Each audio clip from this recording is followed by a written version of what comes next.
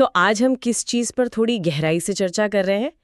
एक आम सवाल है किसानों के बीच, है ना, कि भाई डीएपी बेहतर है या एनपीके।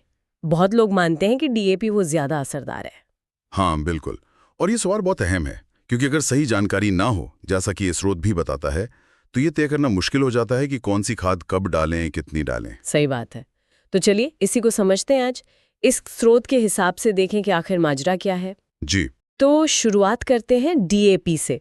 स्रोत क्या कहता है, इसमें होता क्या है? हाँ, तो देखिए स्रोत बताता है कि डीएपी का जो बोरा होता है ना, उस पर आमतौर पर लिखा होता है 1846। 1846, ठीक है। इसका सीधा सा मतलब है 18% नाइट्रोजन यानी N और 40% फॉस्फोरस यानी P। अच्छा। और एक जरूरी बात जो स्रोत साफ करता है, इसमें पोटाश यानी K या पोटाशियम वो नहीं होता, 0। ओके, तो 18% नाइट्रोजन, 46% फॉस्फोरस और पोटाश बिल्कुल नहीं।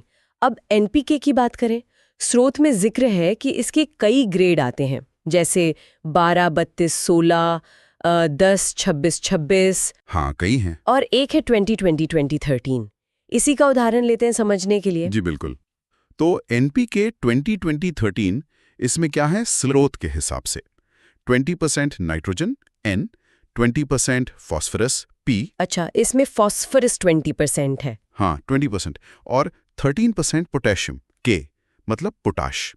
तो सबसे बड़ा फर्क तो यही हो गया कि इसमें पोटाश है जो डीएपी में नहीं था। लेकिन एक मिनट, यहाँ फॉस्फोरस सिर्फ 20% है, जबकि डीएपी में तो 46% था। ये तो आधे से भी कम है। बिल्कुल। और यही वो पेच है जिसकी बात स्रोत करता है। जो आम धारणा है ना कि एनपीके कभी-कभी उतना दमदार नहीं लगता डीएपी के मुकाबले। हाँ हाँ, वही। तो स्रोत कहता है कि इसका लेना देना इस्तेमाल की मात्रा से हो सकता है। इस्तेमाल की मात्रा? अच्छा, वो कैसे? देखिए, होता क्या है, किसान भाई अक्सर डीएपी की 50 किलो की बोरी 1 एकड़ में डालते हैं। ये एक आम चलन है। हाँ, ये तो है। अब अगर एनपीके, मान लीजिए यही 2020-13 वाला, वो भी 50 किलो ही डाला 1 एकड़ में। अच्छा, उतनी ही मात्रा में? जी, तो सोचिए फॉस्फोरस कितना गया? डीएपी से तो बहुत कम गया ना, 20% बनाम 46%। अरे हाँ, फॉस्फोरस तो काफी कम हो गया। नाइट्रोजन खैर थोड़ा ज्यादा मिला और पोटैश भी मिला जो पहले नहीं था, लेकिन फॉस्फोरस कम रह गया। बिल्कुल।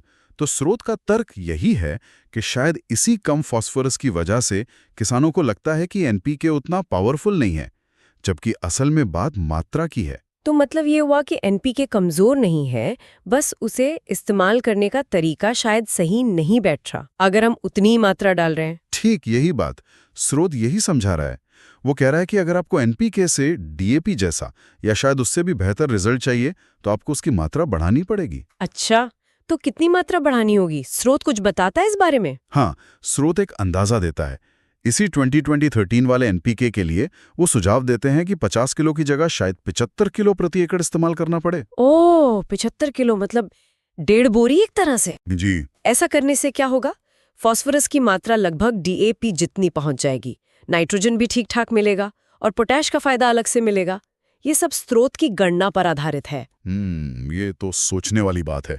मतलब खाद बदलने पर सिर्फ नाम नहीं, बल्कि उसकी पूरी केमिस्ट्री और फिर उसकी मात्रा, दोनों को ध्यान में रखना होगा। बिल्कुल। तो इस पूरी चर्चा से, इस स्रोत से जो बात निकल कर आ रही है वो ये है कि कोई एक खाद आंख बंद करके बेस्ट नहीं है। सही। सब कुछ निर्भर करता है कि मिट्टी को क्या चाहिए, फसल को क्या चाहिए और आप वो जरूरत कैसे पूरी कर रहे हैं, सही खाद सही मात्रा में। तो मतलब डीएपी बनाम एनपीए की बहस से ज्यादा जरूरी है ये समझना कि उनमें एन, पी और के कितना कितना है, और फिर अपनी जरूरत के हिसाब से मात्रा को एडजस्ट करना। एकदम सही कहा। जानकारी होना ही सबसे जरूरी है सही फैसला लेने के लिए। बिल्कुल। और चलते चलते एक विचार छोड़ जाते हैं। अभी हमने मानक ग्रेड्स और मात्राओं की बात की जो स्रोत में थी, लेकिन जरा सोचिए, अगर हम मिट्टी की जांच करा लें, सॉइल टेस्टिंग जिसे कहते हैं, हाँ, वो तो बहुत जरूरी है। तो उसके नतीजे इस चुनाव को और कितना बदल सकते हैं। हो सकता है किसी खेत को डीएपी के ज्यादा फॉस्फोरस की जरूरत ही ना हो, बल्कि एनपीके के पोटैश की ज्यादा जरूरत हो, या शायद कुछ और ही कॉम्बिनेशन चाहिए हो। ये एक और पहलू है ना? निश्चित रूप से मिट्टी की जांच तो तस्वीर को और भी साफ कर देती है। बहुत अच्छा पॉइंट है।